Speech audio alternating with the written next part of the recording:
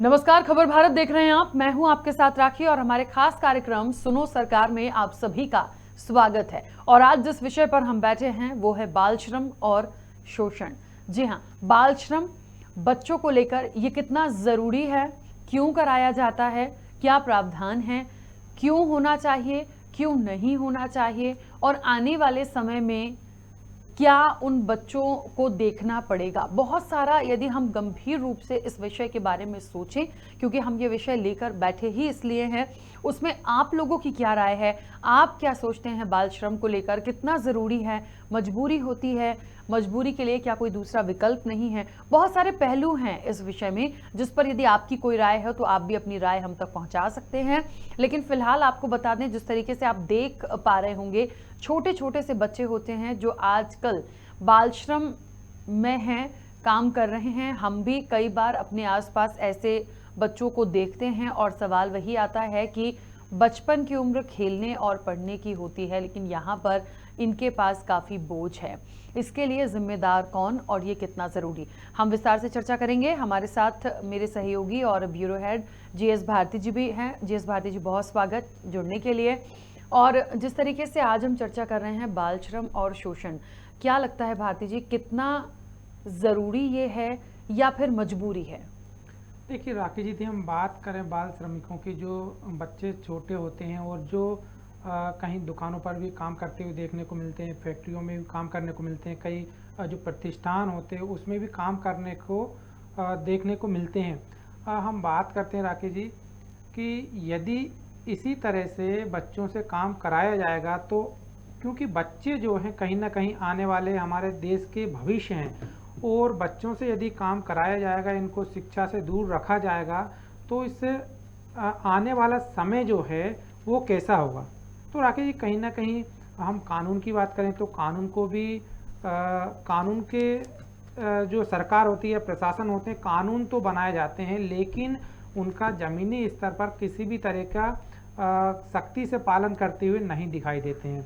हम देखते हैं कि जो बच्चे होते हैं वो जो दुकानें होती हैं, या तो खान पान की दुकानें होती हैं, वहाँ पे भी काम करते अक्सर देखने को मिलते हैं। और राखी यदि हम बात करें राखी जी, तो ये जो बच्चे होते हैं कई बार मजबूरी के कारण भी करते हैं, परिवार की आर्थिक समस्याएं जो होती है उनकी वजह से भी करते हैं, लेकिन शासन एवं प्रशासन को इनकी ओर ध्यान आकर्षित करना होगा और कहीं ना कहीं इनको शिक्षा की ओर भी जोड़ना होगा राखी जी। बिल्कुल। और आपको हम बता दें कि वाकई में हम क्योंकि मध्य प्रदेश की बात कर रहे हैं, तो जो झाबुआ है वो अव्वल है। देखिए, प्रदेश में झाबुआ जो है बाल श्रम में, बाल मजदूरी में काफ़ी अव्वल है। प्रदेश का कोई भी ज़िला बाल श्रम से अछूता नहीं है। मतलब मध्य प्रदेश में ऐसा कोई ज़िला नहीं है जहां पर बाल श्रम नहीं होता हो या बच्चे मजदूरी ना कर रहे हों। ये सब जगह ही हो रहा है। तो ये बहुत गंभीर विषय है कि आखिर उसकी क्या ज़रूरत पड़ रही है। वो किसी भी तरह का काम कर रहे हों तो क्या वो ज़रूरी है या उनकी मजबूरी है। ये दो सवाल बहुत महत्वपूर्ण हैं और वाकई में जो बाल आयोग होता है, जो जिम्मेदार हैं इसके, उनको बहुत गंभीरता से इन चीज़ों को निकालना चाहिए प्रदेश के, और इनको हल करवाना होगा कि आखिरकार हम क्यों जो बच्चों का बचपन है उसको मजदूरी में झोंक रहे हैं। दूसरी सबसे बड़ी बात यह भी है, आपको बता दें कि 7 लाख से ज्यादा बाल श्रमिक हैं। बाल श्रम की रैंकिंग में मध्य प्रदेश पिछड़ा है। मध्य प्रदेश भारत में 5वें पायदान पर है। यानी कहीं ना कहीं ये जो आंकड़े हैं वो चिंता में डालने वाले हैं कि प्रदेश से यदि हर जिले से बाल श्रम की खबरें आती हैं या बच्चे उसमें संलिप्त हैं, तो निश्चित तौर पर ये हमारे प्रदेश के लिए कोई बहुत अच्छी बात नहीं है। और इसके लिए क्या कर रहा है बाल आयोग, इसके लिए क्या किया जा सकता है, मुझे लगता है ये बहुत गंभीर विषय है और सरकार को इस पर गंभीरता से सोचना चाहिए। भारती जी। बिल्कुल राखी जी, यदि हम बात करें तो टास्क फोर्स का भी गठन किया गया था, जिसमें जिले का जो कलेक्टर होते हैं वो उसमें अध्यक्ष होते हैं। हम राजधानी भोपाल की यदि बात करें तो राखी जी, कई जो चौराहे होते हैं, सड़कें होती है, चौराहे पर भी जो बच्चे होते हैं या तो भीख मांगते हुए नज़र आते हैं, या इसके अलावा कुछ जो सामग्रियां होती वो बेचते हुए नज़र आते हैं। जब राजधानी भोपाल में यदि सड़कों पर बच्चों को इस तरह से हम श्रम करते हुए देखते हैं, तो भी कानूनी यदि व्यवस्थाओं की बात करें तो राजधानी भोपाल में यदि कानून व्यवस्था सही से नहीं देखने को मिल पाती राकेश जी, तो फिर जो ग्रामीण क्षेत्र हैं, अंचल के क्षेत्र हैं, या फिर अदर जो दूरस्थ क्षेत्र है, वहाँ पे फिर किस तरह से जो बाल श्रम है वो पनपता जा रहा होगा। कहीं ना कहीं यदि हम बात करें दुकानदारों की, जहाँ पर जो बच्चे काम करते हैं, तो जो दुकानदार है वो भी अपने मुनाफा के लिए, मुनाफा कमाने के लिए जो छोटे बच्चे होते हैं उनसे काम कराता है।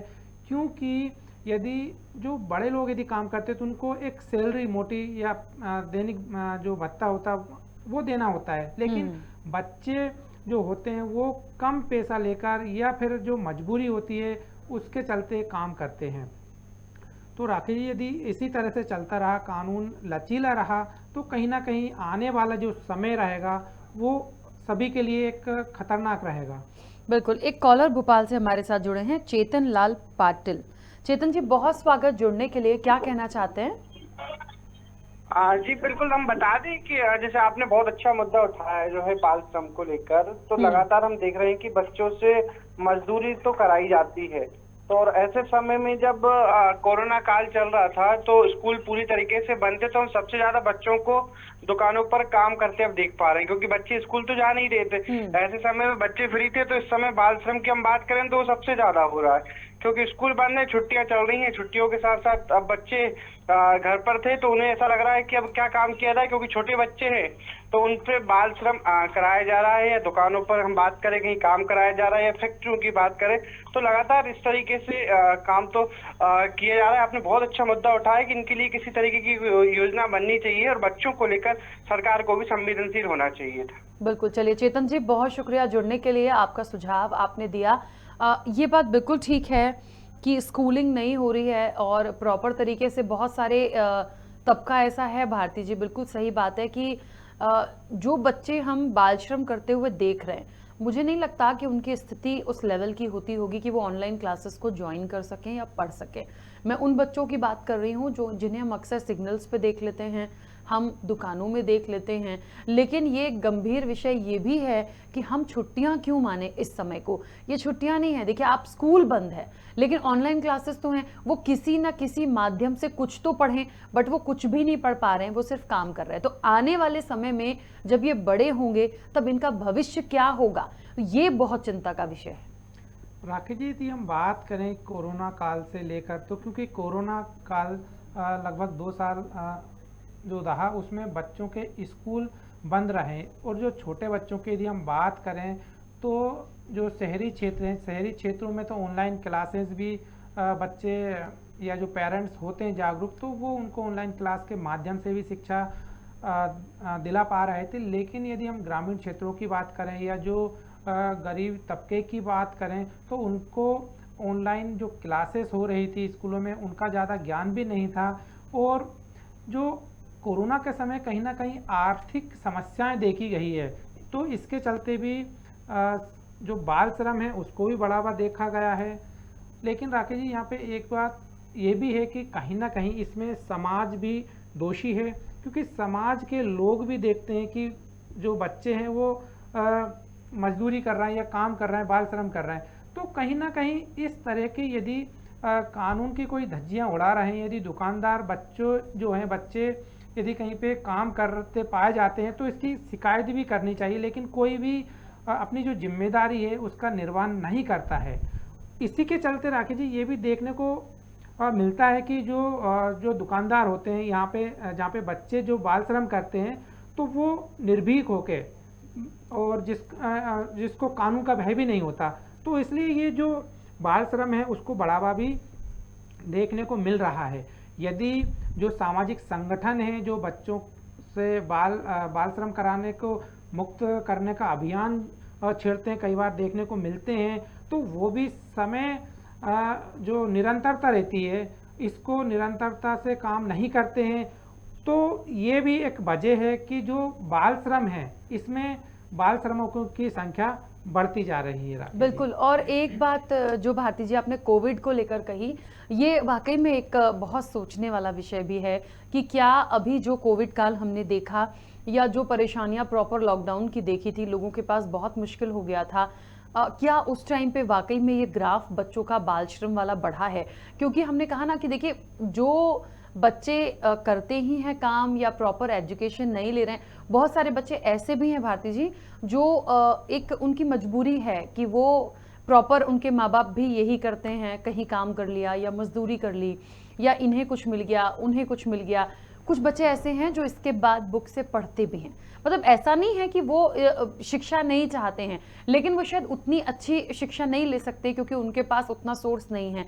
तो मुझे लगता है बाल आयोग है, सरकार है, और इतने लोग हैं, यदि इन बच्चों को कम से कम आइडेंटिफाई किया जाए तो इनका बचपन खराब ना हो। यदि मुझे लगता है सरकार इतनी सक्षम है, बाल आयोग इतना सक्षम होगा कि इस तरह के जो बच्चे हैं उनको आप एक जगह रख सकते हैं, आप उनको थोड़ी शिक्षा दे सकते हैं, और मुझे नहीं लगता कि उनके लिए बहुत ज़्यादा कोई इतना खर्चा हो जाएगा कि सरकार पर लोड आएगा। लेकिन ऐसे में इनका सिर्फ और सिर्फ बचपन और भविष्य दोनों ही खराब होता दिख रहा है। देखिए, काम करने में बुराई नहीं है, आप काम करिए, लेकिन ये बहुत छोटे से बच्चे होते हैं और इनकी सिर्फ पढ़ने की और खेलने की उम्र है। लेकिन ये जिन जिम्मेदारियों में बंध जाएंगे वो आगे इनके लिए बहुत मुश्किल होगा।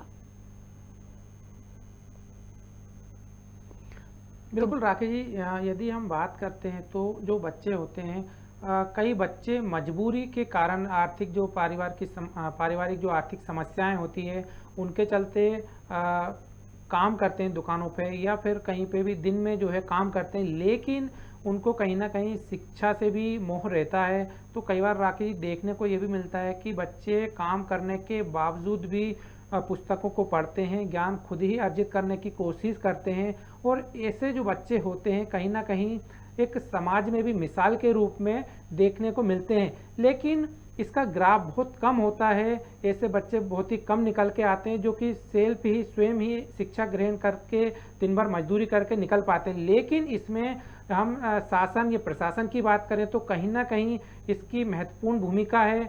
बच्चों से जो बाल श्रमिक जो स्तर बढ़ता जा रहा है उसको कम करने के लिए शासन प्रशासन इसमें मुख्य भूमिका में निर्वहन करता जा रहा है। यदि कानून की व्यवस्था, कानून की बात करें तो कानून को इसमें सख्त होना आवश्यक रहेगा राकेश जी। बिल्कुल। और आपको बता दें कि यदि आपका कोई सुझाव हो बाल श्रम को लेकर, शोषण को लेकर, ये बच्चों के लिए कितना ज़रूरी है या नहीं हो सकता, तो फिर सरकार को क्या करना चाहिए, बाल आयोग क्या करे। देखिए, हमने तो ये विषय उठाया ही इसलिए है ताकि इस ओर हम ध्यान आकर्षित कर सकें जिम्मेदारों का।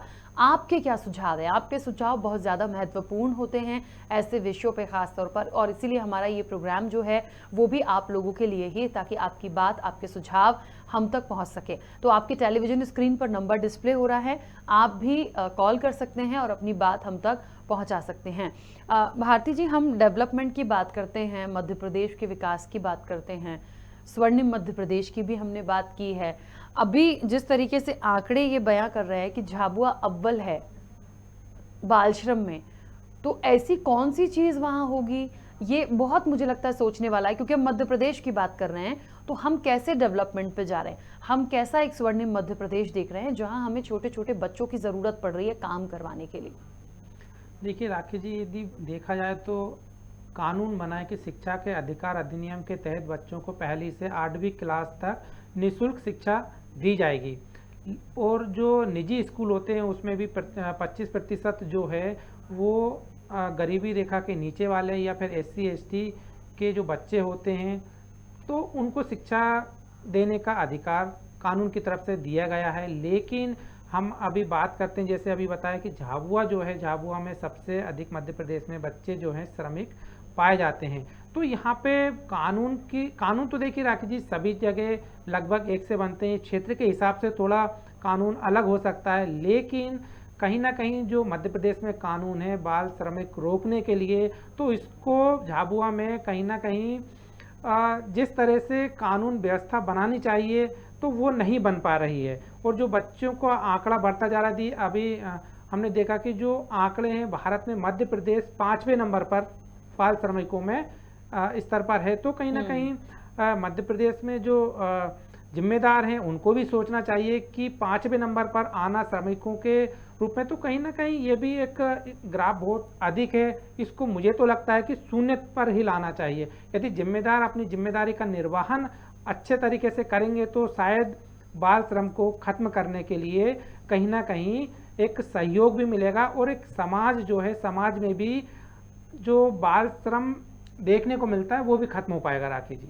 बिल्कुल। और देखिए एक बहुत महत्वपूर्ण बात है यहाँ पर कि हम अक्सर सिग्नल्स पर भी देखते हैं बहुत सारे बच्चे हैं जो काम करते हुए मिलते हैं, कभी कुछ बेच रहे होते हैं, और उसके अलावा हमने दुकानों में भी कई बार देखा है छोटे छोटे बच्चे काम करते हैं। देखिए परेशानी, मैंने फिर बोला, उनकी मजबूरी हो सकती है, लेकिन जिम्मेदार हम किसे माने, ये बहुत बड़ा सवाल है। मैं अपनी बात को आगे बढ़ाऊंगी। एक कॉलर हमारे साथ जुड़े हैं, आशीष दुबे। आशीष जी बहुत स्वागत चर्चा में जुड़ने के लिए। क्या कहना चाहते हैं?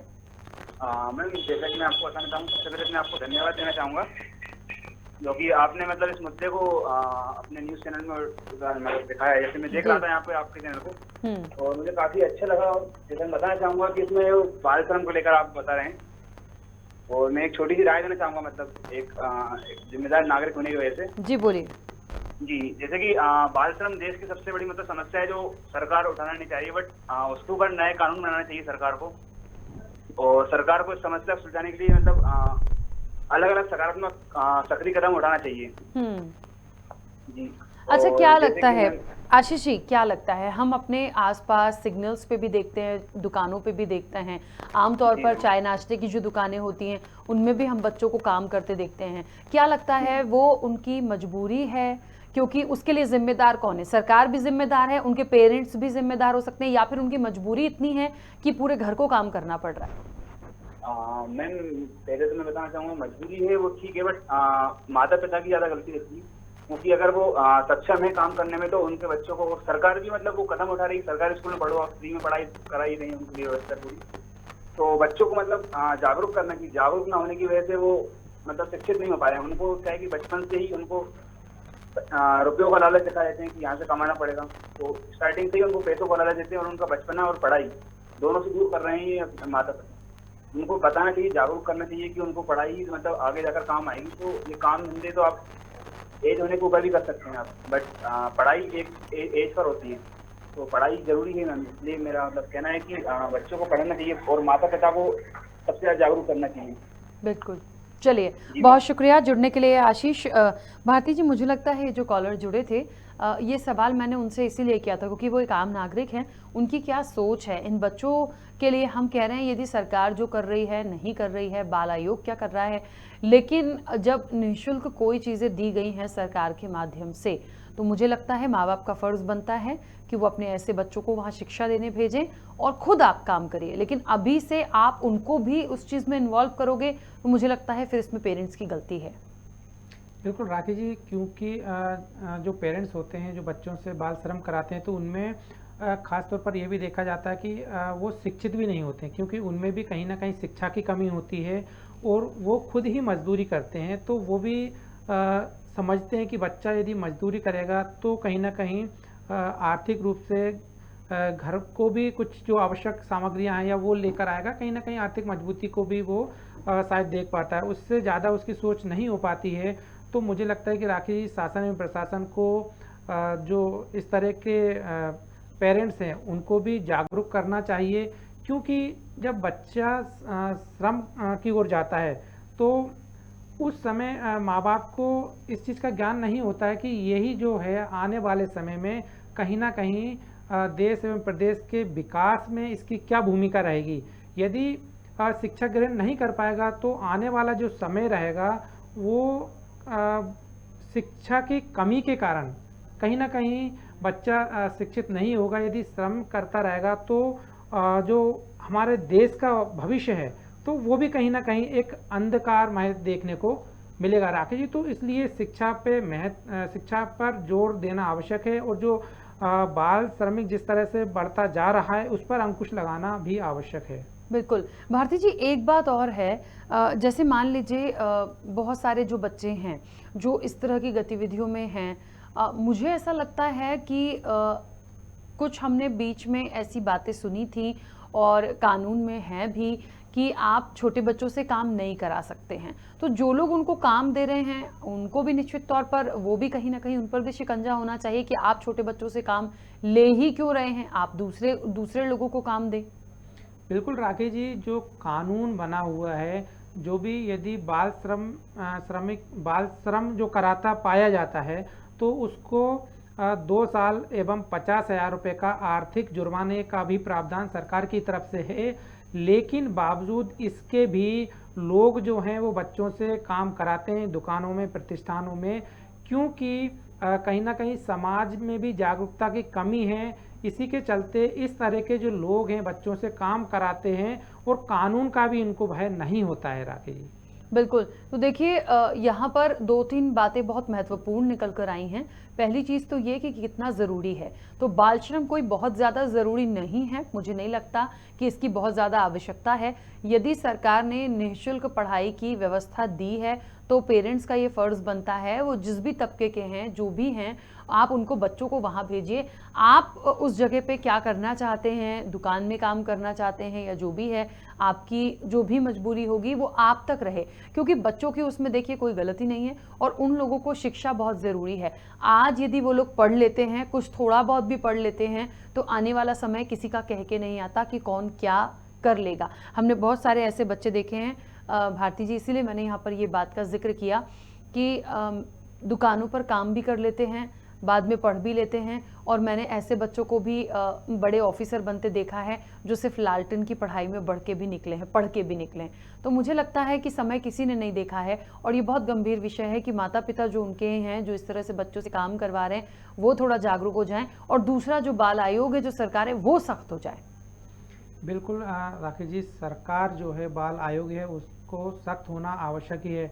लेकिन देखने को ये भी मिलता है कि जो बच्चे मजदूरी करते हैं, श्रम करते हैं, कहीं ना कहीं उनके जो माता पिता होते हैं वो नशे के आदी होते हैं और वो काम करने लायक नहीं होते हैं, काम कर नहीं पाते। तो वो कहीं ना कहीं बच्चों से ये अपेक्षा रखते हैं कि दिन भर यदि बच्चा श्रम करेगा तो उनका जो नशे की एक लत होती है तो उसके लिए कुछ भी पैसे आएगा और वो शाम को फिर नशा करके सो जाएगा। तो कहीं ना कहीं जिस माँ बाप को बच्चे के प्रति जागरूक होना चाहिए, बच्चे के भविष्य के प्रति सोच रखनी चाहिए, तो ऐसे माँ बाप भी बच्चों के भविष्य के लिए प्रति एक सकारात्मक सोच नहीं रख पाते हैं।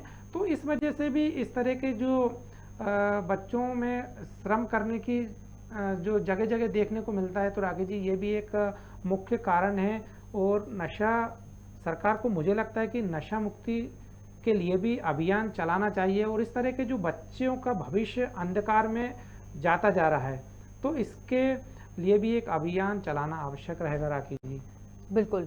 और आपको बता दें कि जिस तरीके से मध्य प्रदेश की आज हम चर्चा कर रहे हैं, तो वाकई बहुत गंभीर और चिंता का विषय है कि ऐसा कोई ज़िला नहीं है जो इससे अछूता हो। तमाम जगह, हर ज़िले की हम बात करें तो कहीं ना कहीं बाल श्रम और शोषण हो ही रहा है, जो वाकई में अच्छा नहीं है। ये एक अच्छा मैसेज हमारे प्रदेश के लिए तो कम से कम नहीं है।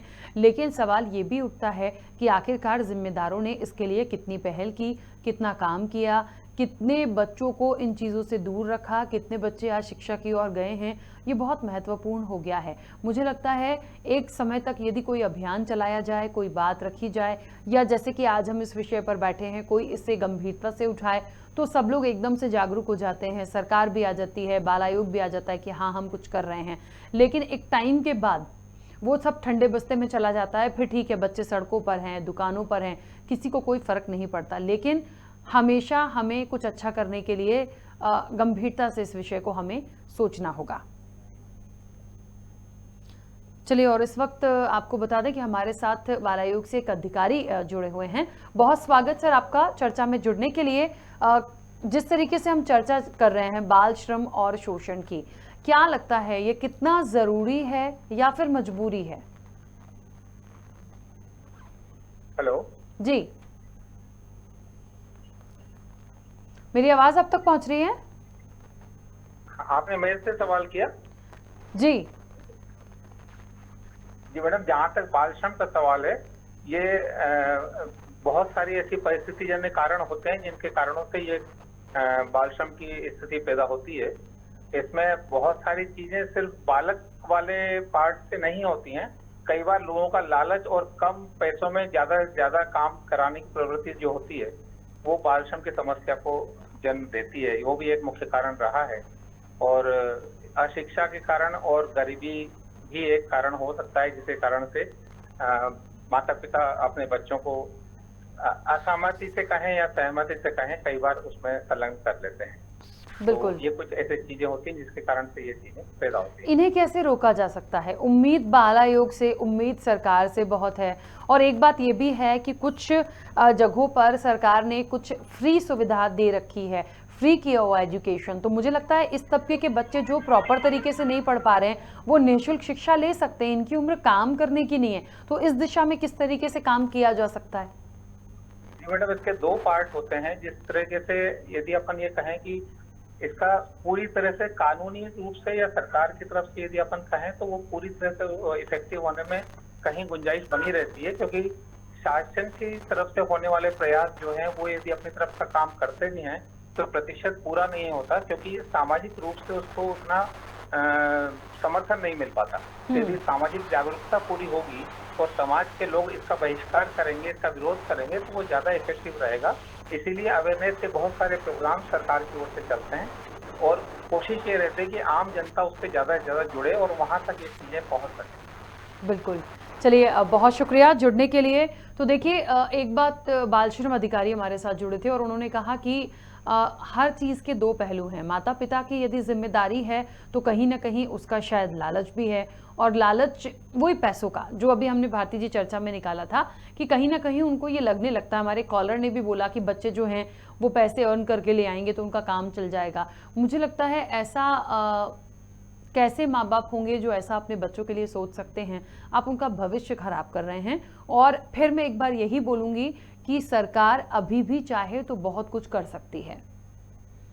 बिल्कुल राखी जी, यदि सरकार चाहे तो बहुत कुछ कर सकती है और करना भी चाहिए, क्योंकि जिस तरह से श्रम कानून को जो बच्चे श्रम करते हैं उनको रोकने के लिए कानून तो काफ़ी बनाए जाते हैं, लेकिन उनका जो सही तरीके से जिस तरह से निर्वहन करना चाहिए वो देखने को नहीं मिलता है।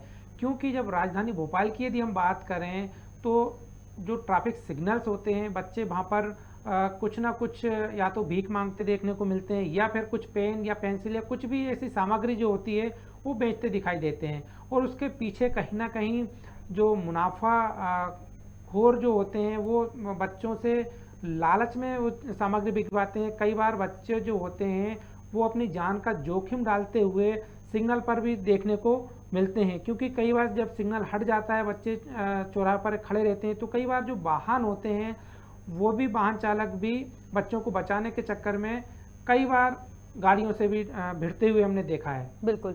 चलिए, और इस वक्त हमारे साथ अजय दुबे जी जुड़ गए हैं, आरटीआई एक्टिविस्ट हैं। अजय जी, सबसे पहले तो बहुत स्वागत खबर भारत के साथ जुड़ने के लिए। और आज हम चर्चा कर रहे हैं बाल श्रम और शोषण पर। क्या लगता है, ये जो बच्चे हैं जो बाल श्रम में इन्वॉल्व हैं, ये इनकी मजबूरी है या ये जरूरी है? नमस्कार जी। देखिए, मजबूरी तो निश्चित तौर पर रोजगार के साधन उपलब्ध न होने पर इनके परिवारों के साथ मजबूरी होगी, इसलिए बाल श्रम से जुड़ते हैं। लेकिन ये भी देखना होगा कि सरकार के तमाम वादे और तरह तरह की घोषणाओं से ये कहा जाता है कि पलायन रोकने के लिए और इन गरीब बेरोजगारों को दूर करने के लिए सरकार की कई विकास की योजनाएं हैं। तो यदि विकास की योजनाएं सफल है, यदि उनका क्रियान्वयन सफल है, तो निश्चित तौर पर बाल मजदूरी कैसे पनप रही है, क्यों पनप रही है, इस पर सरकार जवाब नहीं दे रही है। यदि बाल मजदूरी कोई करता है तो जो करवाता है, जो वहाँ का एम्प्लॉयर होता है, उस पर एफआईआर होनी चाहिए, उस पर मुकदमा दर्ज होना चाहिए और उसके विरुद्ध सख्त कार्रवाई होनी चाहिए, जिससे ये संदेश स्पष्ट हो जाए कि बाल मजदूरी को कोई भी प्रश्रय नहीं देगा। लेकिन हम देखते हैं मैकेनिक की दुकान हो, किराने की दुकान हो, होटल्स हो, यानी अन्य जहाँ पे जोखिम पूर्ण भी होता है, कई छोटे इस तरह की फैक्ट्रियों में भी बच्चे काम करते हैं। तो ये तब करते हैं जब लेबर डिपार्टमेंट का प्रश्रय और सांठगांठ होती है उद्योग दुकानदारों के साथ। बिल्कुल। तो कैसे इसको कंट्रोल किया जा सकता है, क्योंकि निश्चित तौर पर गंभीर विषय है। और मध्य प्रदेश की बात करें तो लगभग हर जिला ऐसा है जहां पर बाल श्रम में बच्चे लिप्त हैं। ऐसा नहीं है कि कोई इससे अछूता हो। देखिए, इनको नियंत्रित करने का ये सरकार का यदि बिल्कुल साफ एजेंडा रहे तो निश्चित तौर पर वह जो व्यावसायिक संस्थान है, औद्योगिक संस्थान है, वहाँ सख्त और स्पष्ट निर्देश जारी करें और सख्त कार्रवाई करें। यदि सख्त कार्रवाई होगी, उद्योगों पे, दुकानों पे उनको बंद किया जाएगा, ताला लगाया जाएगा, तो निश्चित तौर पर कोई भी बाल श्रम को स्थान नहीं देगा। यदि जो बाल श्रमिक हैं उनके परिवारों से संपर्क किया जाए, उनके परिवार को ये कहा जाए कि आप सरकार की जो विकास की योजनाएं हैं उससे आप जुड़ें। बच्चे जो हैं उनको यदि मिड डे मील जो स्कूलों में दिया जाता है उसके माध्यम से यदि स्कूल से जोड़ा जाए, उनको यदि बच्चे थोड़ा बड़े हों तो उनको स्किल्ड रोजगार के लिए प्रेरित किया जाए, तो सरकार ये सक्षम है, कर सकती है, इसके प्रावधान भी हैं। बच्चों के साथ नरमी से पेश आके उनको एक अच्छी बेहतर दिशा की तरफ ले जा सकती है सरकार, और इसकी समीक्षा होनी चाहिए। जिले के कलेक्टर्स को निरंतर ये देखना चाहिए कि कितने मतलब बाल श्रमिकों का जीवन सुधार हुआ है। आप चौराहों पे, सड़कों पे सब जगह देखते हैं कि बाल श्रमिक पेपर बेचते हुए या अन्य किसी स्तर पर उनको सक्रिय देखा जाता है। जरूरत केवल इस बात की कि सरकार क्या ईमानदार है बाल श्रम को रोकने के लिए, ये महत्वपूर्ण है। बिल्कुल, चलिए, बहुत शुक्रिया जुड़ने के लिए अजय जी। देखिए, एक बात है, बहुत महत्वपूर्ण कुछ पॉइंट्स उन्होंने दिए हैं जिसको मुझे लगता है कि उनका ये सुझाव भी था, उनका ये मत भी था, जिसे सरकार और जिम्मेदारों को गंभीरता से लेना चाहिए। भारती जी, जितने पॉइंट इन्होंने बताए या हमारे कॉलर्स हमारे साथ जुड़े हैं और जितना हम समझ पाए हैं अभी तक मध्य प्रदेश की स्थिति को देखते हुए, मुझे लगता है करने से तमाम चीज़ें होंगी। आज आंकड़े सामने आ जाते हैं, आज हम इस विषय पर बैठे हैं, लोगों के सुझाव भी आ रहे हैं, लेकिन एक उन्होंने बोला कि देखिए निश्चित तौर पर वो एक ऐसा तबका है जहां पर परिवार की एक मजबूरी हो सकती है, लेकिन इसको सुधार करने के लिए कहीं ना कहीं सरकार को ही पहल करनी होगी और करानी होगी। बिल्कुल राकेश जी, जैसे अभी इन्होंने बताया कि जो पलायन लोग करते हैं, तो कहीं ना कहीं शासन एक और तो बोलती है कि रोजगार से लोगों को जोड़ते जा रहे हैं, तो जब रोजगार ही नहीं होगा तो सीधी सी बात है कि लोग जो हैं मजदूरी करने के लिए बाहर क्षेत्रों में जाएंगे, और जाएंगे तो उनके जो बच्चे हैं उनको शिक्षा की कमी साफ तौर पर देखने को मिलेगी, क्योंकि नई जगह जाएंगे, जब माँ बाप ही मजदूरी करेंगे तो बच्चों को शिक्षा कैसे दिला पाएंगे। तो कहीं ना कहीं हमें जो रोजगार है, शासन को रोजगार के लिए संसाधन अधिक से अधिक लगाने होंगे, जिससे जो रोजगार के अवसर ज़्यादा से ज़्यादा बढ़ें। और इन्होंने ये भी बताया है कि जो शासन होता है, शासन स्तर पर कहीं ना कहीं लचीलापन, कानून जो है, कानून में लचीलापन है। जो भी एम्प्लॉयर होता है जिसके यहाँ बच्चे श्रम करते हैं, उनके ऊपर भी कानूनी कार्रवाई सख्ती से करनी चाहिए, जिससे अन्य लोगों में भी इस तरह का मैसेज जाए और अन्य लोगों के यहाँ पे जहाँ बच्चों से श्रम कराते हैं तो वो भी लोग कम से कम सतर्क रहें, और इस तरह के जो बच्चों से श्रम कराया जाता है तो उसमें भी कम से कम निजात मिल सके। राकेश जी, बिल्कुल, और आपको बता दें कि वाकई में देखिए मध्य प्रदेश में करीब 7 लाख से ज़्यादा बाल श्रमिक हैं। बाल श्रम की रैंकिंग में मध्य प्रदेश ज़रूर पिछड़ा है, लेकिन हम यदि मध्य प्रदेश की बात करें तो भारत में 5वें पायदान पर है और झाबुआ ज़िला इसका अव्वल है। मतलब हम फिर उसी बात पर इसलिए हैं क्योंकि ये बहुत ज़्यादा गंभीर और चिंता का विषय है, और आज हम इस पर इसीलिए हैं क्योंकि ये आम लोगों से जुड़ा हुआ है, और आम लोगों से ऐसे जुड़ा हुआ है कि हम अपने आसपास यदि इन ऐसे बच्चों को देखते हैं तो देखिए हम अक्सर समझ लेते हैं कि उनकी मजबूरी होगी या उनका फैमिली बैकग्राउंड क्या होगा, ये हम समझ सकते हैं। लेकिन मुझे ऐसा लगता है भारती जी कि लोगों को थोड़ा सा जागरूक होके ऐसे जो बच्चे देख रहे हैं या कहीं पर दिख रहे हैं या उनकी उम्र उतनी नहीं है तो वो किस जगह पर काम कर रहे हैं, क्या है, मुझे लगता है एक शिकायत के तौर पर जहाँ भी जो जिम्मेदार है उन तक, आम जनता को भी ये बात पहुँचानी चाहिए। बिल्कुल राकेश जी, इस तरह क्योंकि कमी यदि हम बात करें तो कहीं ना कहीं सामाजिक स्तर पर लोगों की भी कमी है, क्योंकि लोगों की नज़रों के सामने से ही बच्चे इस तरह का बाल श्रम करते हुए दिखाई देते हैं, लेकिन कोई भी जो जिम्मेदार है, इसके अलावा जो आम नागरिक हैं वो भी, कानून तो बने हुए हैं, कानून, सरकार तो कानून बनाती है, प्रशासन की तरफ से कई बार जब शिकायतें होती हैं तो कार्रवाई भी देखने को मिलती है। लेकिन जैसे हमारे जो कॉलर ने बताया था कि कलेक्टर को इसकी समीक्षा भी करनी चाहिए कि कितने लोगों को बाल श्रम करने से रोका गया है, और रोकने के अलावा उनको कहाँ पे रखा गया, उनको शिक्षा कैसी दी जा रही है, या उनको क्या सुविधाएं शासन की ओर से दी जा रही है। तो इसकी समीक्षा करना भी आवश्यक रहेगा, क्योंकि समीक्षा होगी तभी समझ में आ पाएगा कि जो एक कानूनी प्रक्रिया के चलते अभी की स्थिति क्या है और उसमें क्या सुधार करने को और भी आवश्यकता रहेगी। बिल्कुल। देखिए, हमने अभी कुछ टाइम में अब 2 बार वेव की बात करें तो कोविड काल को भी देखा है। हम आज भी उन बच्चों को सड़कों पर देखते हैं, हम पहले भी उन बच्चों को देखते थे। अक्सर जब हम देखते हैं तो हमें यही जहन में आता है कि इन बच्चों की मजबूरी होगी, इसलिए ये यहाँ पर काम कर रहे हैं। लेकिन ये भी बहुत बड़ा विषय है कि हम में से कितने लोग इतने जागरूक हैं जो ये शिकायत करें या उस दुकान की शिकायत करें जहाँ पर ये बच्चे काम कर रहे हैं। कई बार ये भी लगता है कि यदि कंप्लेन हो जाएगी तो इन बच्चों को लेके चले जाया जाएगा, ये बच्चे कुछ कमा नहीं पाएंगे, पता नहीं इनको कितनी ज़रूरत है, इनके घर की क्या रिक्वायरमेंट है। लेकिन यदि हम इतना ज़्यादा सोचेंगे तो फिर हम इन बच्चों के भविष्य के बारे में भी सोचें, क्योंकि ये मासूम हैं और ये उतना नहीं समझते आज इनको। और मुझे लगता है एक बहुत बड़ी चीज़ को भारती जी बढ़ावा मिलता है, नशा। हमने बहुत सारे बच्चों को भी देखा है जो बहुत छोटी सी उम्र में, जब ये थोड़ा थोड़ा ग्राफ इनका बढ़ेगा, जब ये काम करने लगेंगे, भले ही ये दिन भर के बहुत ज़्यादा ना कमाएं, थोड़ा बहुत ही कमाएं, तो इनकी आदत भी माता पिता को देख के वैसी ही हो जाएगी। जैसे कि आपने एक बात बोली थी कि नशे के आदी होते हैं, तो कहीं ना कहीं ये भी वही सीख रहे हैं। तो फिर जब ये इनकी शुरुआत अभी से हो जाएगी तो आगे इनका भविष्य बहुत अंधकारमय होगा, क्योंकि ये कर नहीं पाएंगे, उस चीज़ में डूब जाएंगे। फिर इनको लगेगा कि आज हमें कुछ थोड़ा बहुत भी कमाने निकलना है सिर्फ नशे के लिए।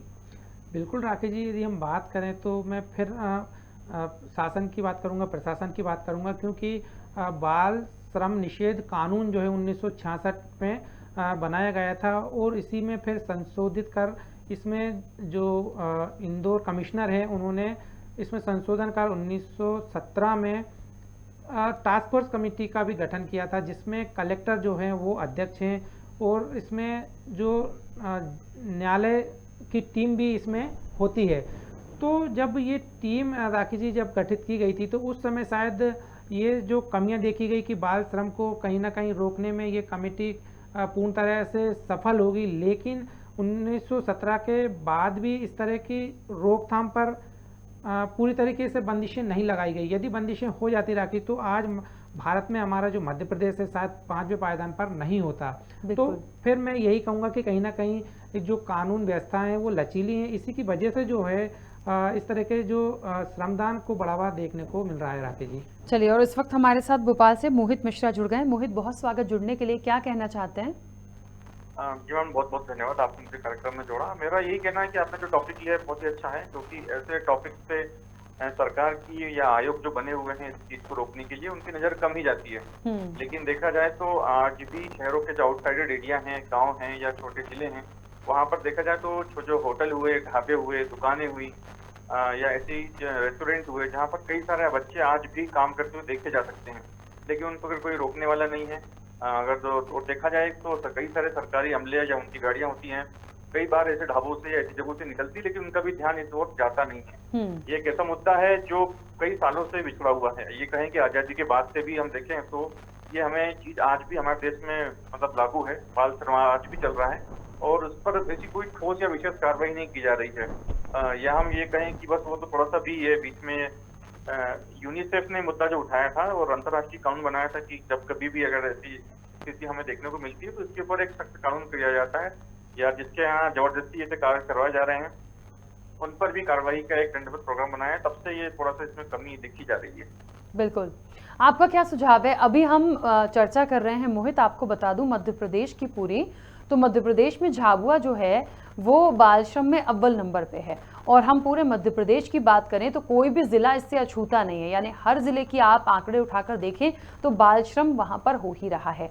ये बहुत चिंता का विषय है। आपका कोई सुझाव कि इसके लिए सबसे ज्यादा जिम्मेदार कौन है और कैसे इसको कंट्रोल कर सकते हैं? जी, सबसे ज्यादा जिम्मेदार तो मैं ये कहूंगा कि उन बच्चों के माता पिता हैं जिन्होंने बच्चों को ऐसे ही इस हालात में छोड़ दिया है। और दूसरी जिम्मेदारी हम ये कहें कि जैसे झाबुआ है थोड़ा सा ट्राइबल डिस्ट्रिक्ट में आता है, तो तो वहाँ लोग पढ़ाई कम करते हैं, यानी पढ़ाई हम्म। लिखाई का थोड़ा सा उनका जो लेवल होता है कम होता है। और निश्चित तौर से जिनकी पढ़ाई का लेवल कम है, शिक्षा कम है, वो ऐसे ही आपको छोटी छोटी दुकानों पे, होटलों पे या ऐसे फैक्ट्रियों में काम करते हुए मिलेंगे। तो जैसा कि यूनिसेफ का मुद्दा है, यूनिसेफ का एक जो अंतर्राष्ट्रीय बाल आयोग के लिए कानून बनाया था, उसको स्ट्रिक्टली पालन करना चाहिए। गवर्नमेंट को भी इस ओर ध्यान देना चाहिए। और थोड़ा सा मैं ये कहूंगा कि शिक्षा का स्तर थोड़ा सा अगर गवर्नमेंट उसमें सहयोग करे, उनको बढ़ाने में, उनकी पढ़ाई में मदद करे, तो कुछ ना कुछ कमी आ सकती है। लेकिन हम फिलहाल में एकदम से तो इसको नहीं कह सकते हैं कि इससे भी उतना फायदा मिल पाएगा। बिल्कुल। चलिए मोहित, बहुत शुक्रिया जुड़ने के लिए, अपनी बात रखने के लिए। भारती जी, ये कॉलर भी ऐसे ही थे जिन्होंने इसे कंट्रोल करने की बात पर यही कहा कि सबसे पहले तो पेरेंट्स की भी कहीं ना कहीं बहुत संलिप्तता है कि वो ऐसे बच्चों को आप भेज रहे हैं, आप अपने घर से निकलने दे रहे हैं, आप खुद करिए। यही हम भी कहते आ रहे हैं कि थोड़ा सा वो जागरूक हों, थोड़ा सा इन सारी चीज़ों को समझें। यदि आने वाले भविष्य में आपको अपने बच्चों की अच्छी शिक्षा देनी है, पढ़ाना है, और सरकार की तरफ से जब निःशुल्क है, तो मुझे लगता है निःशुल्क होने के बाद भी उनको शिक्षा ना दिलाना या उनका शिक्षा ना लेना, ये और बड़ा अपराध है। देखिए राकेश जी, जैसे अभी हम बात करें मध्य प्रदेश के झाबुआ जिले की, तो वहाँ पे जो बाल श्रम है वहाँ पे नंबर 1 के दर्जे देखने को मिला है। लेकिन यदि हम दूसरी उस पहलू को देखें तो बताया कि एक कॉलर ने कि वहाँ पे शिक्षा की कमी है। यदि शिक्षा की कमी, क्योंकि कानून सभी जगह एक सा है, वहाँ पे स्कूल भी हैं, सरकारी स्कूल भी हैं, शिक्षक भी हैं। उस शिक्षकों को मुझे नहीं लगता राकेश जी की जो वेतन आज राजधानी भोपाल या अदर जो जिलों में दिया जा रहा है, वहाँ के शिक्षकों को कम दिया जाएगा। क्यों? क्योंकि शिक्षा भी, स्कूल भी है, शिक्षक भी हैं। तो फिर आखिर वहाँ पे शिक्षा की कमी क्यों है? बच्चों को स्कूल क्यों नहीं पेरेंट्स भेजते हैं? या फिर जो टीचर हैं वो वहाँ पे बच्चों को शिक्षित क्यों नहीं करते? तो कहीं ना कहीं यहाँ पे भी राकेश जी देखने को मिलता है कि जो शासन है, शासन की जो कानून व्यवस्था है वो लचीली है। यदि कानून सख्ती से लागू किए जाएं तो मुझे नहीं लगता कि राकेश जी इस तरह से झाबुआ जो नंबर 1 पे आया श्रमिकों के बाल श्रम के रूप में, तो वो शायद वहाँ से निजात भी मिल सकती है। बिल्कुल। और इस वक्त हमारे साथ अर्चना सहाय जी जुड़ गई हैं, जो कि एनजीओ चलाती हैं चाइल्ड लाइन। बहुत स्वागत अर्चना जी, सबसे पहले तो जुड़ने के लिए। क्या लगता है, आज हम चर्चा चल रही है हमारी बाल श्रम और शोषण पर, ये कितना ज़रूरी है, मजबूरी है, या फिर किसको मुख्य रूप से जिम्मेदार माने इसके लिए? जी, मुझे जोड़ने के लिए धन्यवाद। मैं आरंभ मेरी संस्था है और जिसके तहत हम भारत सरकार की जो महिला बाल विकास मंत्रालय द्वारा संचालित चाइल्ड हेल्पलाइन है, जिसका नंबर है पैन इंडिया 1098, उसके माध्यम से हम लोग बच्चों के तक उनकी परेशानियों को देखते हुए उनकी मदद करने की हम लोग 25 साल से काम कर रहे हैं। और चाइल्ड हेल्पलाइन का बेसिक ऑब्जेक्टिव यही है कि अगर कोई शोषित बच्चा है जिसके साथ किसी भी तरीके का शोषण हो रहा है, तो उसमें हम बच्चे की मदद करते हैं और जो भी योजना है या जो भी सरकार की योजना है उसके तहत हम उनकी मदद करते हैं। आपकी जो चर्चा अभी चल रही है बाल श्रम और शोषण को लेके खास तौर पे, तो बाल श्रम जो है वो आज का एक कानूनी मुद्दा से ज्यादा वो एक सामाजिक मुद्दा और एक पारिवारिक मुद्दा बहुत ज्यादा है। इसको अगर हम सिर्फ कानून की दृष्टि से देखेंगे तो शायद हम बहुत मदद नहीं कर पाएंगे। बच्चा काम पे क्यों जा रहा है, क्यों पढ़ाई छोड़ के उसको काम करना पड़ रहा है, ये इसकी तह पे जाना बहुत जरूरी है। एक बच्चे को कानून का सहारा लेते हुए काम की जगह से उसको हटा देना और उसके बाद उस बच्चे के परिवार की तरफ ध्यान न देना, तो मुझे नहीं लगता कि कानून कभी भी उसकी मदद उस तरीके से कर पा रहा है।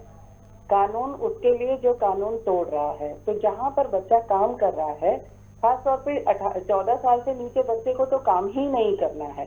लेकिन अभी आप कोरोना के बाद से देख रहे होंगे कि कितने छोटे बच्चे जो हैं, जो 14 साल से कम हैं, सब्जी के ठेले पे खड़े हैं या पान की दुकान पे या चाय की दुकान पे काम कर रहे हैं। लेकिन उनके साथ जब बात करने की कोशिश करो तब समझ में आता है कि उनके परिवार की स्थिति वाकई ही बहुत बुरी है। बिल्कुल। इस वक्त समस्या ये है कि बच्चा किस वजह से काम पे जा रहा है, ये इंस्टेड ऑफ लाइक कि उनको काम की जगह से हटा देना, भगा देना और या उस दुकानदार पे एक धारा लगा देना, उससे सोल्यूशन नहीं निकलने वाला है। हर बच्चे की घर तक पहुंचने की जरूरत है और खासतौर पे वो बच्चा जो काम कर रहा है वो वजह जानने की जरूरत है। अब 15 से लेके 18 साल तक का बच्चा काम कर सकता है, काम, लेकिन वैसा काम कर सकता है जो उसके शरीर के लिए तकलीफ दे ना हो और जोखिम भरा ना हो। बिल्कुल। उसकी पूरी एक शेड्यूल है जो चाइल्ड लेबर एक्ट में है, उसका पूरा शेड्यूल है कि उन खतरनाक उद्योगों में बच्चा काम नहीं करेगा, लेकिन लाइट जॉब वो बच्चा कर सकता है बनिस्बत कि वो स्कूल जाए और पढ़ाई करे। बिल्कुल। लेकिन आपको भी पता है कि अभी 2 साल से बाल श्रम की संख्या इसलिए भी बढ़ी क्योंकि स्कूल बंद है। सरकारी स्कूलों में पढ़ने वाले हर बच्चे के पास मोबाइल या लैपटॉप नहीं है कि वो ऑनलाइन क्लास अटेंड कर पाए। बिल्कुल। ये सारी समस्याएं उनको स्कूल से दूर कर रही हैं, शिक्षा से दूर कर रही हैं और उन्हें काम करने पे कई बार माता पिता भी कहते हैं कि साहब अच्छा है ना, एक दुकान पे बैठा है, कम से कम इधर उधर आवारागर्दी तो नहीं कर रहा है, नशे की आदत में तो नहीं पड़ रहा है, किसी के संरक्षण में। सवाल ये है कि उसका शोषण तो नहीं हो रहा है। शोषण इन द सेंस कि उसके साथ जरूरत से ज्यादा काम तो नहीं कराया जा रहा है, पैसा रोक के तो नहीं रखा जा रहा है, उसकी पिटाई तो नहीं हो रही है, लैंगिक शोषण तो नहीं हो रहा है। ये इस तरीके के तमाम और भी जिस तरीके के शोषण है और बच्चा परेशान है और बेवजह मजबूरी में काम कर रहा है, वहाँ हम लोगों को काम करने की जरूरत है। और कारगर से कि खाली चाइल्ड लेबर एक्ट लगाने से नहीं होगा।